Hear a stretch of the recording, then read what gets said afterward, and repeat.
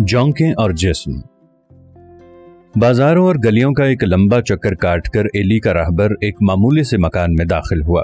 सहन में एक स्याह फाम बुढ़िया झाड़ू दे रही थी। उसके कपड़े फटे हुए थे, चेहरा उबले हुए अंडे की तरह जामदो साकित था, पेशानी पर शिकन थे। उन्हें दाखिल होते देखकर वो रुक गई और बेबाकाना तौर पर उन्हें घूरने लगी। फिर कोलों पर हाथ रखकर यूं खड़ी हो गई जैसे हाथ की झाड़ू से तवाज़ो करने के लिए तैयार हो। आ गए तुम? बुढ़िया गुर्राई। कौन है माँ? अंदर से आवाज आई। माँ। एली घबरा गया। क्या ये उसकी माँ थी? माँ। तेरे ही होंगे कुछ, मुझे क्या मालूम। वो गुर्राई। एक गर्मी क्यों खा रही है तू माँ? गर्मी तो तेरी ठंडी होने में नहीं आती। तो तुझे क्या तकलीफ है? तू मक्के की हाजन बनकर बैठ रही आराम से। लहू लगा है तुझे, लहू।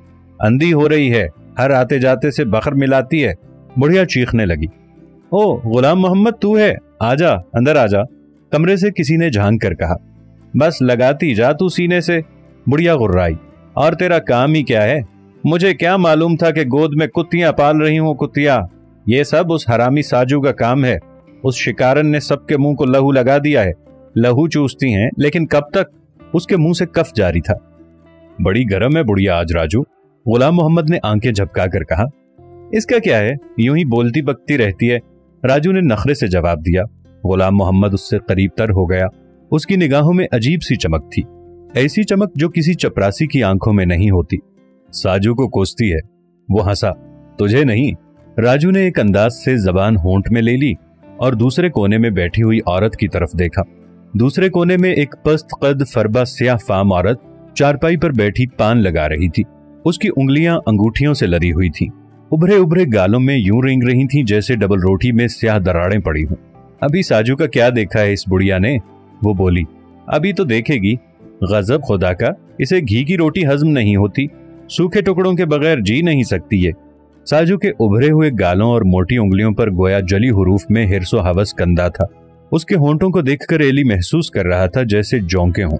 न जाने क्यों एली को लग रहा था जैसे साजू सुर्ख गोश्त का एक लौथड़ा हो। उसके करीब ही सबसे छोटी बहन आजू बैठी थी, जैसे किसी सूखे दरख्त से टूटी हुई शाख हो। उसके चेहरे पर उदासी बरस रही थी। खद्दोखाल से जाहिर होता था जैसे कोई मरीज हो। हाथ टुंड से थे जैसे उंगलियां टूटी हों। उम्र बहुत छोटी थी लेकिन चेहरा मासूमियत से बिल्कुल खाली था। इन तीनों में से सिर्फ राजू ही को बर्दाश्त किया जा सकता था, लेकिन फिर भी जवानी के सिवा उसमें क्या था, और जवानी भी वो जो निसाइयत और मासूमियत से यकसर खाली थी। एली ने वो नोट जेब से निकालकर राजू के सामने रख दिया। साजू ने नोट देखकर सर उठाया और फिर मुंह बनाकर बैठ गई। गुलाम मोहम्मद नोट देखकर मुस्कुराया और बोला, मेरा हिस्सा री? तेरा हिस्सा? राजू ने प्यार भरी नजर उसकी तरफ डाली और फिर अपनी तरफ यूं देखा जैसे उसे उसका हिस्सा समझा रही हो। और हमारा नाम ही नहीं लेता कोई? जमीन पर बैठे हुए सेल्समैन ने अपनी चादर उतारकर मुस्कुरा कर कहा। बड़ा सेठ मारा है ना इसलिए। साजू ने हाथ चलाकर नफरत भरे अंदाज में कहा।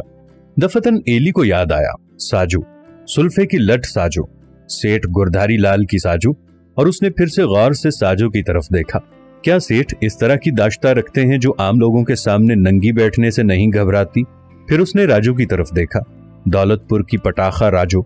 उसकी दानिस्त में तो वो चला हुआ पटाखा थी और उसकी हरकतों सकनात। उसका जी चाहा कि उठकर भाग ले और सहन में जाकर उस बुढ़िया के साथ मिलकर चिल्लाए। वो उठ बैठा। अब मैं जाता हूं। ले पान तो खाता जा, साजू ने बाजारी अंदाज में ललकारा। आजू सहम कर कोने में लग गई और राजू मुस्कुराते हुए आगे बढ़ी। यहां आया करना, तेरा अपना घर है ये। बाहर बुढ़िया चीख रही थी। हरामकारी की लत पड़ी है, इन्हें खून चूसने का मजा पड़ गया है। जोंके हैं जोंके। न जाने बुढ़िया की बात ने एली पर क्या असर कर दिया कि घर लौटते हुए तमाम मंजर ही उसकी निगाहों में बदला हुआ था। दुकानों पर बैठे हुए लाले यूं दिखाई दे रहे थे जैसे मकड़े शिकार की ताक में बैठे हों। सौदा बेचते हुए भाबड़े चादर में लिपटे हुए सेल्समैन की तरह मुस्कुरा रहे थे। तमाशबीनों ने अपनी निगाहों के जाल बिछा रखे थे। पनवाड़ियों की दुकान पर मुस्कुराते हुए खुजाते हुए इंसान पिपले कीड़ों की तरह एक दूसरे को अपने लुआबे दहन में फंसा रहे थे। घर में अली अहमद हिसाब के रजिस्टरों का खून चूस रहे थे और खिड़की में खड़ी शमीम यूं हसरत से उन वीरान कोठों की तरफ देख रही थी जो चौबारे के अकब में सहरा की तरह फैले हुए थे। जैसे वो इसी बात की मुतमन्नी हो कि कोई जौंक अपने होंठ उस पर गाड़ दे। उसके सर पर आसमान नीले बाजू फैलाए एक अजीम गिद्ध की तरह छाया हुआ था। एली महसूस कर रहा था जैसे वो खुद एक जौंक हो, जैसे खून चूसने के लिए किसी जिस्म की तलाश हो। जब एली घर पहुंचा तो बाला कीमती पत्थरों का डब्बा खोले बैठा था। हाँ भाई साहब, ये लाल है, चांदनी में ये पुखराज बदल जाता है और फिर बंदर इसकी चमक को देखकर इसे इठलाते हैं।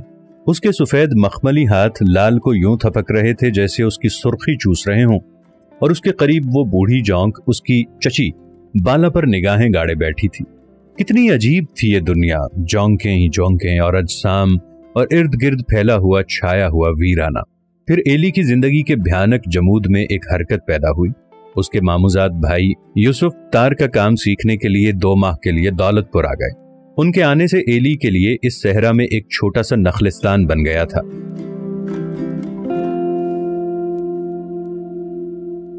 कुछ और भी।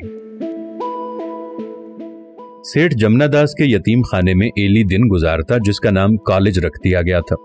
शाम के वक्त कॉलेज से साइकिल पर पांव मारता हुआ घर पहुंचता, फिर रफीक और यूसुफ के हमरा बाजार के चक्कर काटता और रात को घर आकर पड़ा रहता। अब वो महसूस करने लगा था कि दुनिया सिर्फ जौंक और जिस्म के इज्तमा का नाम न था। वहां जौंकों और जिस्मों के अलावा और भी कुछ था, बेनाम सा कुछ जिसमें पाकीज़गी की झलक थी। मसलन रफीक और यूसुफ, मसलन सामने चौबारे में 2 बलौरी पांव, चुस्त पाजामे में, या वो स्याह आंख जो कभी कभार उन जंगलों में से तुलू होती थी, जिसका मकसद न देखना था न दिखाना, जिसे यह भी मालूम न था कि वो हसीन है, कैफावर है और छलकती है। एली उसे देखता था और जताए बगैर देखना चाहता था कि वो उसे देख रहा है। उसे अपनी तरफ माइल करने की कोशिश किए बगैर उसे देखता था, और फिर इस इस्तराब से बचने के लिए जो उसे देखने पर एली पर हो जाता था, वो रफीक और यूसुफ को दीवानावार तलाश करता था। रफीक और यूसुफ के आने से उसे एक नुकसान भी हुआ। उन्होंने अनजाने में एली और अली अहमद के घर से रहा सहा ताल्लुक भी तोड़ दिया। शाम को खाने के बाद वो चुपके से एली से कहते, एली चलो जरा घूम आए। पहली मर्तबा जब उन्होंने एली को घूमने की दावत दी तो उसका जी चाहता था कि इनकार कर दे, लेकिन अपनी तबीयत के खिलाफ वो उनके साथ चल पड़ा था। घूमने फिरने के बाद जब वो बड़े डाक खाने की तरफ मुड़े तो वो सोचने लगा कि उधर जाने का मतलब वो तो घूमने फिरने की जगह न थी, वहां तो वो बाजार था जहां लोग देखे जाना पसंद नहीं करते। वो एक दूध की दुकान पर रुक गए। दूध पियोगे एली? रफीक ने पूछा। नहीं, एली ने नफी में सर हिला दिया। अच्छा भाई, रफीक बोला, पियो या ना पियो घर जाकर बताना नहीं, और बता भी दोगे तो क्या है। यूसुफ अपने सिपाहियाना अंदाज में चिल्लाया, मेरा तो भूख के मारे दम निकला जा रहा है। डालना मियाँ, आज सेर दूध में 2 बन। और वो दोनों अपने अपने प्याले लेकर बैठ गए। कुछ देर तक वो चुपचाप बैठे रहे। फिर रफीक ने यूसुफ को इशारा किया। तौबा है, यूसुफ चिल्लाया, शमीम के हाथ की पकी हुई रोटी कैसे खा लेते हो तुम एली? उसी हाथ से बच्चों को पोंछती है और उसी हाथ से आटे का पेड़ा उठा लेती है। रफीक ने आह भरी। अब क्या दूध भी हराम करोगे तुम? यूसुफ चिल्लाया। इसके बाद एली के लिए भी शमीम के हाथ का पका हुआ खाना मुश्किल हो गया और वो तीनों झूठ मूठ घूमने फिरने का बहाना करके रात के अंधेरे में पहलवान की दुकान पर जाकर दूध बन खाते। उस वक्त एली के कान मुल्हिक बाजार पर लगे रहते, जहां से सारंगी के सुर गूंजते और तबले की थाप के साथ साथ एली का दिल धक धक करता और वो हसरत से उन चौबारों की तरफ देखता जहां जाना उसके लिए ममनू था और जहां जाने की तमन्ना रोज बरोज उसके दिल में बढ़ती जा रही थी।